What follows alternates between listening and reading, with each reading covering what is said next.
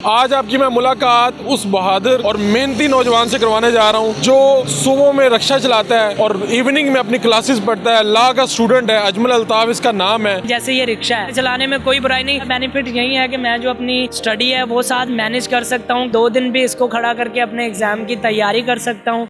Urdu point की videos देखने के लिए हमारा चैनल सब्सक्राइब कीजिए और बेल के आइकन पर क्लिक कीजिए ताकि आप हमारी तमाम आने वाली वीडियो से बाखबर रह सकें। अजमल अल्ताफ, ये कैसे किया?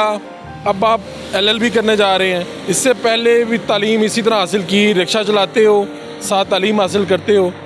क्या है ज़हन में, इरादे कितने पुख्ता हैं? सबसे ज़्यादा जो क्रेडिट जाता है वो हमारे वालिदैन को जाता है, जो कि हमें बचपन से ही खुद मेहनत करते हैं और हमें पढ़ाने के लिए सारी मेहनतें करते हैं। तो I salute to my parents. वकील बनने का कहाँ से सोचा कि मैंने वकील बनना है, मशहूर वकील बनना है, कामयाब वकील बनना है? मैं आपको बताना चाहूँगा कि बचपन से ही जब मैं छोटा था तो मतलब अल्हम्दुलिल्लाह मेरी सेंस ऑफ ह्यूमर और माइंड को देख के मेरे जो रिलेटिव्स जैसे कि मेरी दादी अम्मी थी तो वो भी चाहती थी कि माशाल्लाह तुम काफ़ी तेज़ हो, तुम अगर लॉ में जाओ तुम अच्छे वकील बन सकते हो।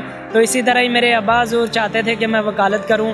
तो मैंने ICS किया। उसके बाद मतलब मैंने चाहा कि हमारे पेरेंट्स हमारे लिए सब कुछ करते हैं, तो पहले मुझे इतना इंटरेस्ट नहीं था इसमें, लेकिन अब्बू के कहने पे जब मतलब मैं इस फील्ड में आया तो अल्हम्दुलिल्लाह मैंने ये जाना कि मतलब मुझ में वो पैशन है कि मैं ये कर सकता हूँ। ठीक है। क्या वालिद साहब भी आपके रिक्शा चलाते हैं, आप खुद भी ये काम करते हैं, साथ पढ़ाई भी करते हैं, इन दोनों चीज़ों को मैनेज कैसे करते हैं?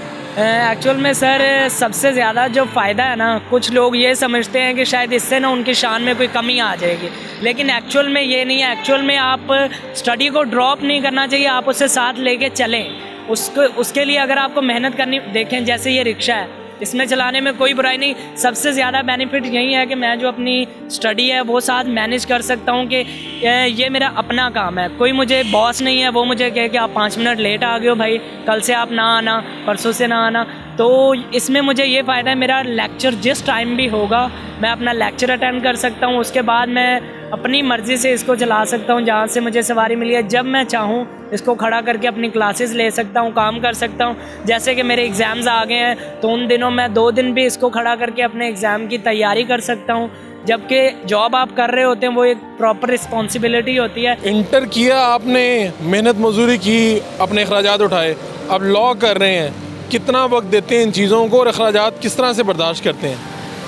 एक्चुअल में ना सबसे ज़्यादा मैंने जब इंटर के बाद लॉ एडमिशन टेस्ट अल्हम्दुलिल्लाह मैंने फर्स्ट अटैम्प्ट में जब क्लियर किया तो मतलब काफ़ी लोग ट्राई करते रहते थे इसके लिए। फिर मैं एक दिन ना सवारी लेके गया मॉडल टाउन, तो वहाँ से मैंने QLC का पता किया, उनकी इतनी हाई फीस और मैं मतलब वो सब अनमैनेजेबल था।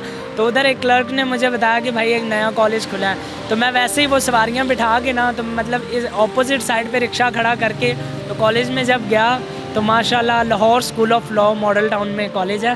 तो उन्होंने जब मैं सर से मिला, उन्होंने जब जाना कि बच्चा मतलब खुद से कर रहा है, तो उन्होंने अल्हम्दुलिल्लाह मुझे स्कॉलरशिप दी, अच्छा रिस्पांस दिया। और उन्होंने मुझे कहा बच्चे, मैंने कहा कि सर आप अगर फ़ीस मुझसे मतलब इतनी नहीं पे कर सकता, आप मेरा एडमिशन भेज दीजिएगा। उन्होंने कहा नो इशू, तुम फ़ीस नहीं कर सकते, तुम आगे फिर भी क्लासेस लो। वकील की तरह आप बनना चाहते हैं, आपके आइडियल कौन है?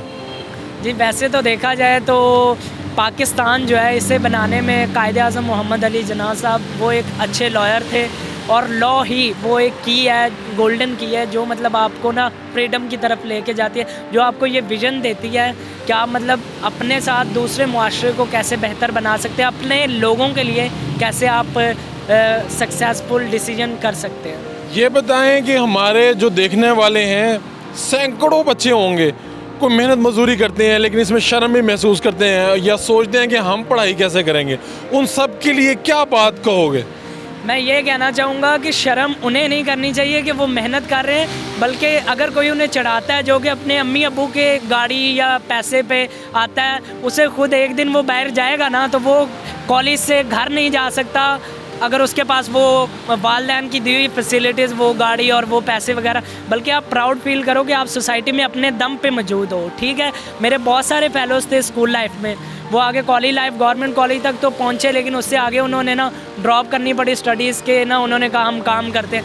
कैरी ऑन, काम करें, लेकिन स्टडी को ड्रॉप मत करें बिल्कुल भी ना। आप कम टाइम दो स्टडी को, आप बेस्ट नहीं तो मिडल में रहोगे, लेकिन स्टडी करो। आप सबके लिए मिसाल भी हैं और कोई कबाहत, कोई शर्म महसूस नहीं करते। अपने इसी रिक्शे पे जिस पे ये काम करते हैं, इसी रिक्शे पे लॉ कॉलेज में आते हैं, क्लासेस लेते हैं और यहाँ से दोबारा अपने काम पे चले जाते हैं। और आप सबके लिए ये पैगाम दे रहे हैं कि अगर आप भी आगे बढ़ना चाहते हैं, पढ़ना चाहते हैं, तो कोई शर्म महसूस ना कीजिए, मेहनत भी कीजिए और आगे भी बढ़िए, ताकि आप अपने और अपने वालिदैन का नाम रोशन कर सकें।